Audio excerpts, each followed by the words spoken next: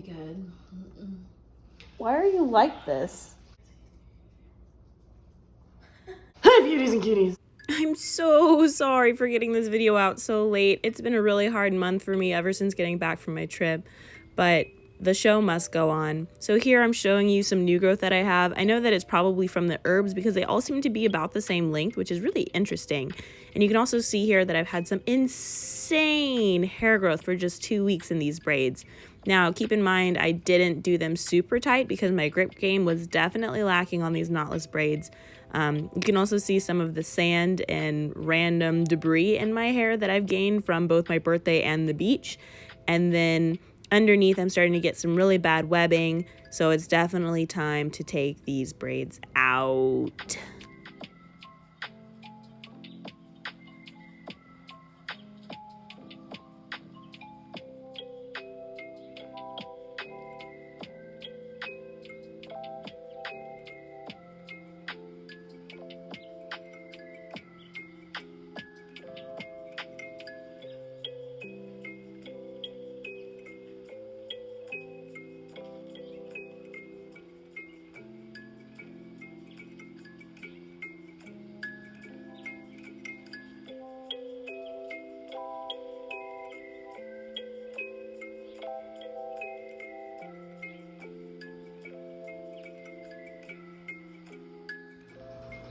Alrighty guys, so this is what my hair is looking like after taking out all of my braids. I actually really like the style. I had Rachi help me out. She was my old college roommate and I'm really thankful for her help.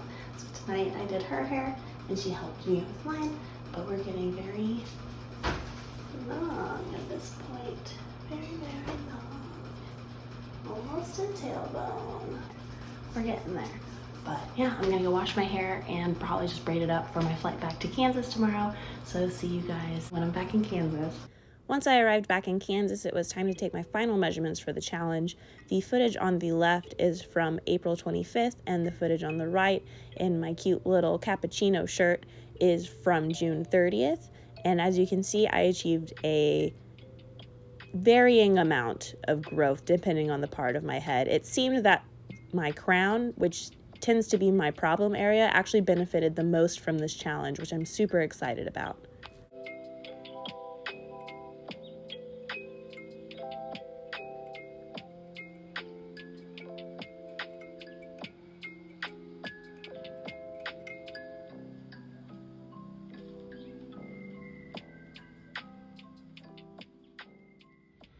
So as you can see, based on the measurements that I took, each of which I did take 2 to 3 times, I got anywhere from 1 inch to 2.5 inches in some areas of growth over the 2-month period that I was doing the Curly Proverbz hair growth challenge. I started this challenge officially on April 27th, and if you want to see what a day in the challenge looks like, please head over to my week 2 video. I'll link it in the description box or in the cards. I don't know which side it's going to be. That way you can see what a day in the Curly Proverbz challenge looked like for me. So I started this challenge on the 27th, but I did start taking MSM the week prior on 4/20.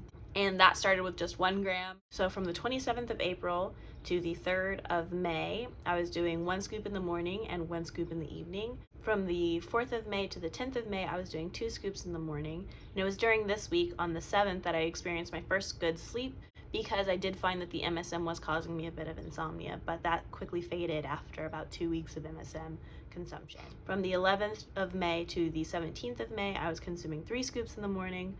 From the 18th of May to the 31st of May, I was consuming 4 scoops in the morning.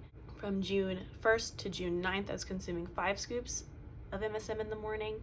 And on the 9th of June, I started liquid biotin as opposed to my hair, skin, and nails vitamin. If you want to see my review / comparison for these 2 biotin supplements, I will be posting a video sometime in the next couple weeks comparing these 2, because during this challenge I ended up extending it to 3 months, but I'm only going to post the results right now for the 2 months. And so for 6 weeks of that, I was taking a soft gel, and for the last 6 weeks I was taking the liquid form.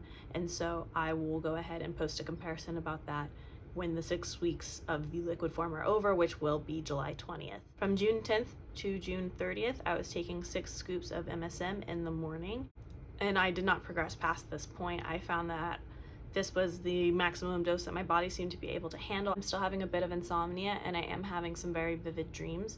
And so until those subside, I don't plan on increasing my dose. In fact, after the 3 months or 12 weeks of consuming MSM are over, I do plan to actually half my dose again back down to 3 scoops of MSM and maybe build back up after that, but we'll see how my body does. So I think that my body is trying to tell me that I'm taking too much MSM for what it needs. I would say that the 4 scoops or 4 grams of MSM seem to be the optimal dose for me. As you can see, I started progressing quickly in the beginning. I chose to slow down my progression a bit so that I could truly observe the side effects and make sure that my body was taking in everything that I was giving it and whether or not it needed the extra MSM or not, and I think that it didn't.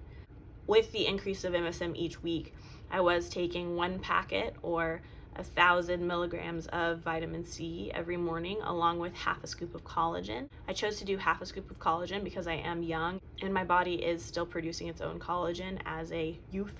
So I don't feel that I actually need to take that much collagen. Vitamin C and MSM are both metabolic precursors to collagen, so I didn't feel that I needed to take a whole scoop of collagen, just half a scoop to supplement what my body was already producing. When I did start taking the liquid biotin, I did add in vitamin B5 with that because it is said that it helps to reduce the breakouts that can be associated with biotin, and it also helps to maintain the balance of the B vitamins in your body. As for the external portion, I did choose to abstain from using henna, one because I didn't want the additional hair color, also because I didn't really feel that my hair would respond well to henna. It is quite fine and I do like the texture of my hair, and I felt that henna could perhaps be too strengthening for me. However, I did continue to use Ayurvedic herbs topically, as Curly Proverbz has shown us how to use, and I'm greatly appreciative of that. What I did is I used a scalp spritz every morning and evening. Most days I used it twice a day, some days I used it once a day, some days I didn't use it at all, depending on the hairstyle that I had.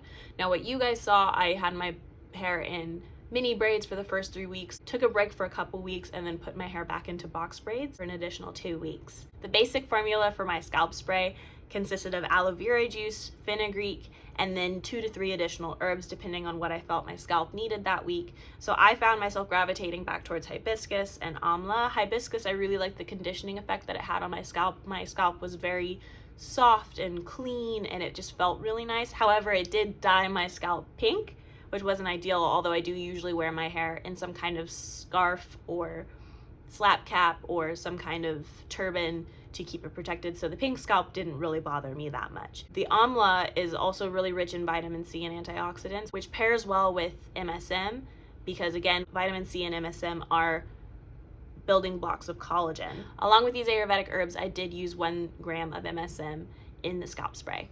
I also used herbs like Bhringraj, gotu kola, nettle, neem, horsetail, marshmallow root. I used a bunch of different herbs, but I did find myself coming back to aloe vera juice, fenugreek, hibiscus, and amla. I usually focus my scalp spray primarily on my scalp, as I didn't want MSM to dry out the length of my hair. In addition to my scalp spray morning and night, I would also use my Ayurvedic growth oil that I made. It is inspired by, again, a Curly Proverbz hair growth oil. I call it the kitchen sink. I just kind of threw every herb that I knew about that has scientific research that backs it and put it all in some olive oil and avocado oil, steep that over some low heat for 2 to 3 hours and let it cool. I didn't strain it, I just left the herbs to continue to infuse and then just strained off what I needed as I needed it. I'll put the list of ingredients in the description box because there are too many to count. And I also changed the oils that I mixed and diluted it with. Once I applied this growth oil every night, I would give myself about a 5 to 10 minute massage. I was sure to use the pads of my fingers, not my nails, so I could ensure the safety and health of my scalp. So for this external portion, I missed probably about 12 days of the scalp spray total. There were some days where I only did it once, so I wouldn't consider that a miss, but there were 12 days probably total over the last 2 months that I did not use it at all that day. For the scalp oil, there are probably only about 3 days that I missed in applying it and massaging, because the scalp oil was conducive with almost any hairstyle I was wearing, whereas sometimes I had my hair in a stretch state and I didn't want to use the liquid aloe scalp spray to revert my hair back. Overall, I would say that this experiment has been a success. I will be posting further updates and going more in depth at the 3-month mark, because at that point I feel that I will have a more robust database to draw conclusions from and extrapolate. I'll be going over the pros, the cons, the good, the bad, the ugly in my next video. I'll also be going over some of the mistakes that I made. If you guys have any questions or any concerns or things you want me to try in adapting this formula, please leave them in the comments. I'll address them in my next video that I'm planning to film next week. So yeah. If you guys participated in this challenge or have your own results, please share them in the comments. If you guys have anything you want me to try in the future, please let me know. I plan to keep putting out content even though technically the challenge is over. I'm probably going to adapt some bits of this regimen to better fit my lifestyle, but overall I find this to have been an amazing success. I mean, 2.5 inches of hair growth in 2 months? My hair prior to this challenge, I'll go over that in my next video. See ya.